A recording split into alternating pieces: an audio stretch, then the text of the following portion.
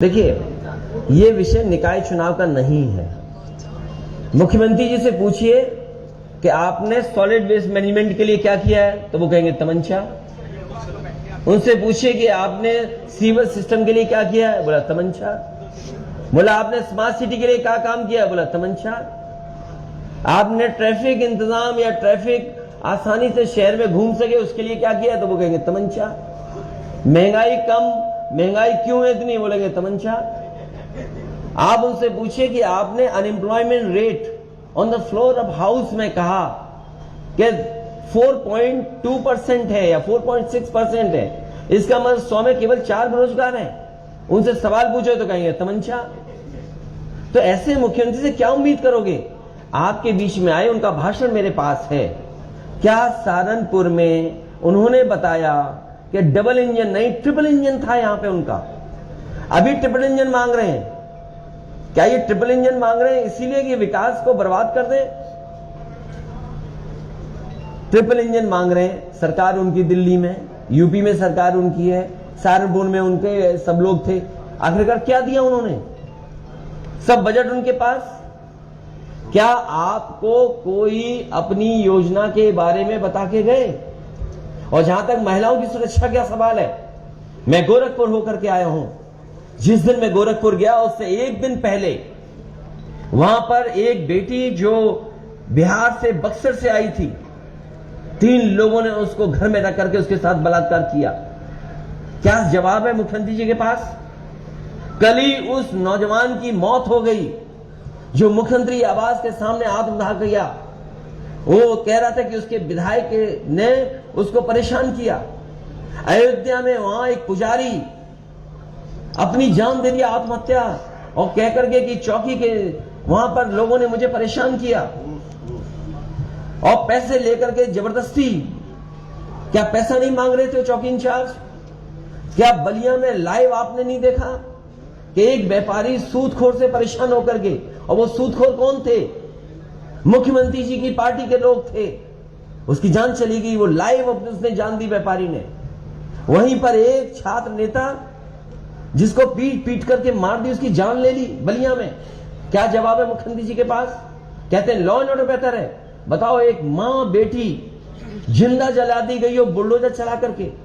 एक ब्राह्मण समाज के उसका पिता अपनी पत्नी को और अपनी बेटी को जलते देखते रहा और कोई मदद नहीं मिली।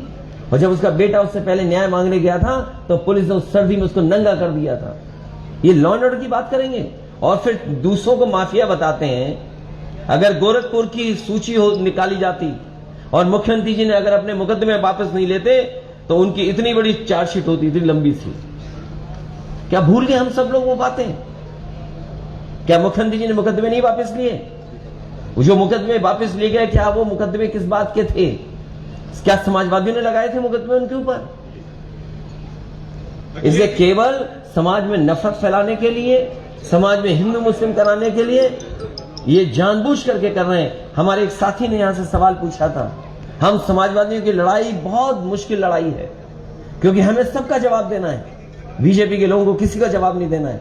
वो केवल नफरत की राजनीति कर रहे हैं। और मुझे खुशी है कि चंद्रशेखर जी इस लड़ाई में हम लोग के साथ दे रहे हैं। जो सपना देखा था बाबा साहब भीमराव अम्बेडकर जी ने, जो सपना देखा था मान्यवर काशीराम जी ने, उस सपने को हम लोग मिलकर के आगे बढ़ाएंगे और उस पर चल करके उन पिछड़े लोगों को, दलित भाइयों को, और जो शोषित वंचित रहे उनके साथ खड़े होकर के उन्हें सम्मान दिलाने का काम हम लोग करेंगे। अखिलेश जी, इंजन की आपने बात की है, आपने इंजन की बात की है। मौजूदा सरकार की जो लॉ एंड ऑर्डर स्थिति है वो खराब है आपके।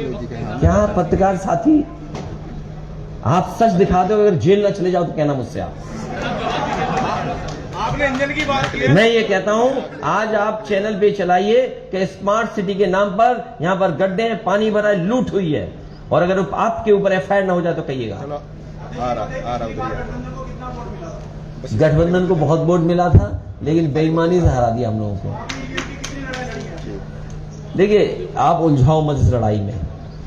जो व्यवस्था है उसी से हरा करके ईवीएम हटाएंगे।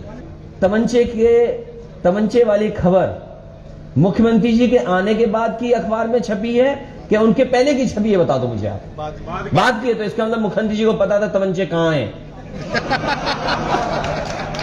तो क्यों मुख्यमंत्री जी ने पहले नहीं पकड़ा, या ऐसे अधिकारियों के खिलाफ क्या कार्रवाई करेंगे?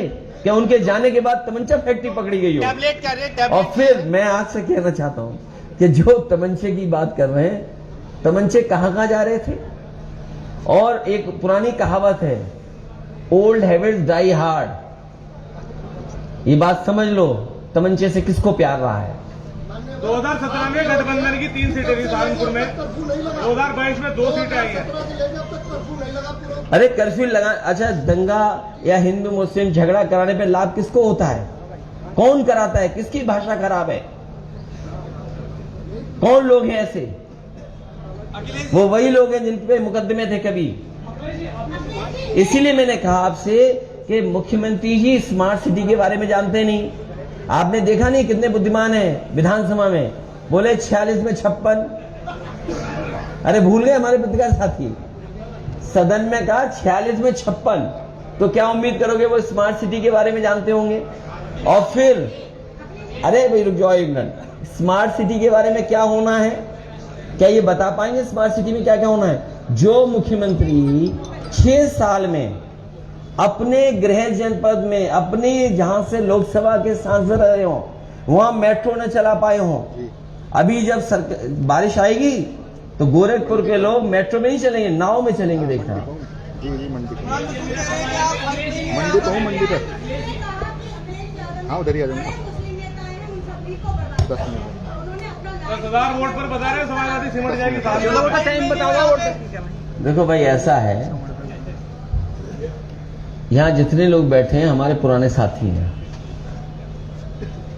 बहुजन समाज पार्टी का लक्ष्य बीजेपी हराना नहीं है। बहुजन समाज पार्टी का लक्ष्य है कि समाजवादी पार्टी आगे न बढ़ जाए। क्या ये बात आपको नहीं पता? समाजवादियों से अलायंस न होता तो शून्य होती बहुजन समाज पार्टी। मैं धन्यवाद देता हूं यहां की जनता को। जब मैं देवबंद में आया था, मुझे खुशी इस बात की, वो ऐतिहासिक कार्यक्रम हुआ था, वो गठबंधन का कार्यक्रम था। यहां की जनता ने उस समय सेकुलर चीजों के लिए, डेमोक्रेसी बचाने के लिए और संविधान बचाने के लिए वोट दिया था। मुझे खुशी इस बात की कि उन्होंने उस समय मदद की, जिसमें बहुजन समाज पार्टी का खाता भी खुला। अभी अकेले लड़े थे, कितने थे विधायक उनके? विधायक तो पता होगा कितने हैं उनके, वो भी अपनी ताकत से है। जनता को वोट करना है, लोकतंत्र है, जनता में शक्ति है। बाबा साहब अम्बेडकर ने जो वोट का अधिकार दिया है, मैं तो सहारनपुर वासियों से कहूंगा उसका प्रयोग करें, उत्तर प्रदेश के वासी, और जवाब दे उन शक्तियों को जो लोकतंत्र में आस्था नहीं रखती, संविधान में आस्था नहीं रखती और कमजोर शोषित को लूटने पे लगी है। महंगाई बेरोजगारी पर सवाल नहीं करेंगे आप लोग भी, ये अच्छा नहीं है। आप नौजवानों के जो सुसाइड हो रहे उस पर सवाल नहीं करेंगे। पेपर भर्तियां जो लीक हो रही है उस पर भी सवाल करना चाहिए कि कहां कानून व्यवस्था है। कुछ नहीं है, बस अंधकार है। दिवा जलाने के लिए हम लोग निकले हैं और इस बार ये दिया रोशनी देगा सहारनपुर में भी और पूरे उत्तर प्रदेश में। जिस समाज से आप आते हैं, इसको ये माना जा रहा है कि अभी चंद्रशेखर जी के साथ तो समाज नहीं जुड़ा, क्योंकि वो हमेशा खिलाफ बातें करते थे। खिलाफ नहीं करा, नहीं, देखो कोई दिन काम एक रात में नहीं होता है। परिवर्तन ओवरनाइट प्रोग्राम नहीं है मेरे भाई। हम मेहनत कर रहे हैं और जगह बना रहे हैं। आप तो जानते हो ना, मैं तो एक गांव से उठ के आया हूं, मेहनत करके आया हूं। मैं नेताजी को और माननीय काशीराम साहब को आदर्श मानता हूं। वो एक गरीब के बेटे जब खुद को साबित कर सकते हैं, आप घबराओ मत, मैं जवाब दूंगा समय आने पर। अभी नहीं कह रहा हूं ना, अभी तो राजनीति 3 साल की, अभी देखो जवाब दूंगा। यहीं से आप लोगों के बीच से निकल के आऊं, सारे पत्रकार भाइयों को जानता हूं, यही मोटरसाइकिल पे घुमा ना आपके बीच, मेहनत करूंगा, आप विश्वास करो।